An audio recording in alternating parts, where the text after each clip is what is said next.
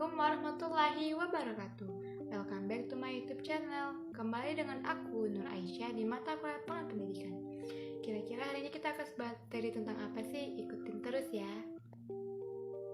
Nah teman-teman, kali ini kita sudah memasuki bab terakhir, yaitu tentang Total Management Quality. Apa sih tentang Total Management Quality itu?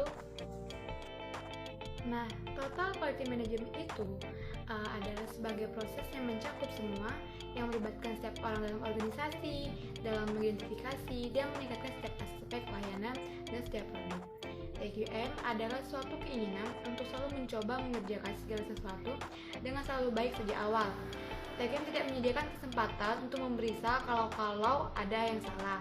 TQM bukan mengenai bagaimana cara mengerjakan agenda orang lain, melainkan agenda yang telah ditetapkan oleh pelanggan atau klien.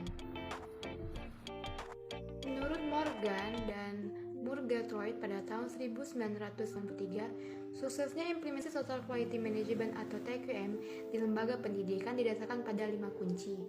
Yang pertama adalah visi atau vision, yang kedua adalah strategi dan tujuan, yang ketiga adalah tim, yang keempat ada alat, dan yang kelima adalah three C's of management yang meliputi budaya, kultur, komitmen, dan komunikasi. Nah, yang selanjutnya adalah implementasi Total Quality Management di lembaga pendidikan. Terbagi menjadi 5. Yang pertama, adanya perbaikan secara terus-menerus. Perbaikan dilakukan senantiasa secara terus oleh pihak lembaga pendidikan karena peningkatan yang lebih baik. Yang kedua, adanya standar mutu. Adanya standar ini betulnya sebagai dasar atau landasan dalam pengembangan mutu. Yang ketiga, adanya perubahan budaya atau kultur. Pada tahap ini, lembaga pendidikan harus memilah budaya yang baik dan tidak untuk lembaga pendidikannya. Yang keempat, adanya perubahan organisasi. Organisasi harus diarahkan pada peningkatan mutu pendidik. Yang kelima, adanya usaha untuk mempertahankan hubungan baik dengan pelanggan. Berikut adalah gambaran pilar Total Quality Management. Terdiri dari proses produk menghasilkan organisasi dan menghasilkan pemimpin dan komitmen. Nah, yang selanjutnya adalah faktor yang mempengaruhi implementasi kurikulum dalam TQM. Yang pertama adalah leadership. Pemimpinan adalah kualitas harus dimiliki seseorang pemimpin dalam kegiatannya, mempengaruhi perilaku orang banyak agar mau bekerja sama dan dalam mencapai satu tujuan. Yang kedua adalah rekrutmen dan pelatihan. Staf yang bertugas harus memiliki kompetensi agar dapat melaksanakan tugasnya dengan baik. Yang ketiga adalah sistem reward. Lembaga perlu untuk merinci kebijakan yang menyangkut kesempatan yang sama dan metode serta prosedur yang digunakan untuk mencapai tujuan. Yang keempat adalah aturan organisasi. Keberhasilan TQM dan lembaga pendidikan banyak disebabkan oleh sistem dan prosedur organisasi dan didesain secara komprehensif. Nah, apa aja sih hambatan implementasi Total Quality Management di lembaga pendidikan? Yang pertama adalah strategi pembangunan lebih bersifat input oriented. Strategi demikian berstandar pada asumsi bila mana semua input pendidikan telah dipenuhi, seperti pilihan buku, belajar sarana pendidikan, dan yang lain-lain. Yang kedua adalah lapangan pendidikan, selama ini masih bersifat mikro-operatif, diatur oleh jajaran birokrasi di tingkat pusat. Akibatnya, banyak faktor yang diproyeksikan di tingkat makro tidak terjadi atau tidak berjalan sebagaimana mestinya.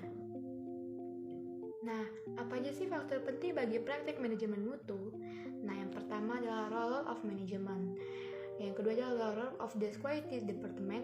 Yang ketiga adalah training. Yang keempat adalah produk atau service design. Yang kelima adalah supplier quality management. Yang keenam adalah process management. Yang ketujuh adalah quality data and reporting. Dan yang terakhir yang kedelapan adalah employee relation. Nah, yang selanjutnya dasar dari filosofi mutu produk mempunyai beberapa prinsip sebagai berikut. Yang pertama adalah tidak ada pendekatan tunggal untuk memecahkan masalah mutu produk dalam organisasi. Yang kedua adalah produk bermutu prima hanya dihasilkan oleh organisasi yang mempunyai struktur organisasi yang baik, proses produksi yang andal, dan manajemen pembelian bahan baku yang sangat baik. Nah, apa sih manfaat penerapan TQM di organisasi pendidikan? Manfaat penerapan TQM dalam organisasi pendidikan akan dapat meningkatkan efisiensi, mengurangi biaya, memperbaiki moral dalam dalam karyawan dan mahasiswa, meningkatkan produktivitas, mengurangi pekerjaan, memperbaiki proses, dan mencapai kerjasama yang baik. Dan masih banyak lagi manfaat penerapan TGM di organisasi pendidikan. Sekian dari saya. Teman-teman sudah paham belum? Kalau teman-teman belum paham, teman-teman bisa tulis pertanyaan di kolom komentar ya.